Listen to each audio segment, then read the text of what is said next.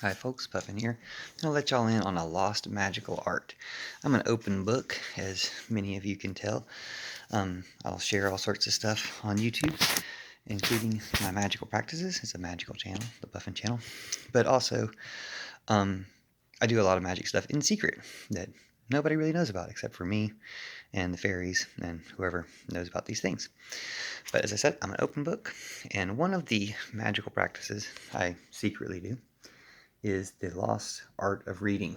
Now, people still read books. They don't necessarily read books magically, like expecting magical things to happen as they read books, although people who read probably notice that and can relate to what I'm talking about, whether you intentionally do it or not. So I'm just going to give you a little sample. I will open this book up to where I last left off reading it, chapter 5.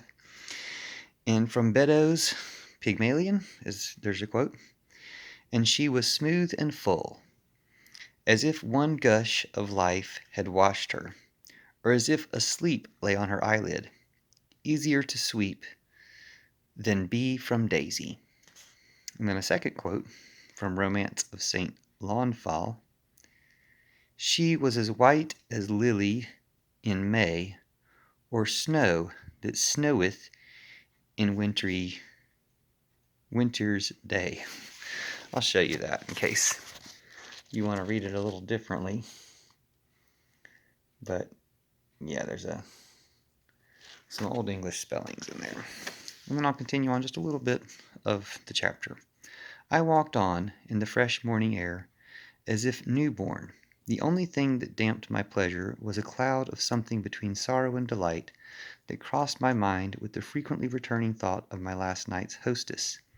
But then, thought I, if she is sorry, I could not help it, and she has all the pleasure she ever had.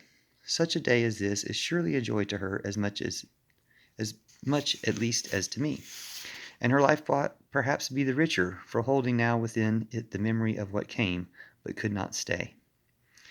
And if ever she is a woman, who knows but we may meet somewhere?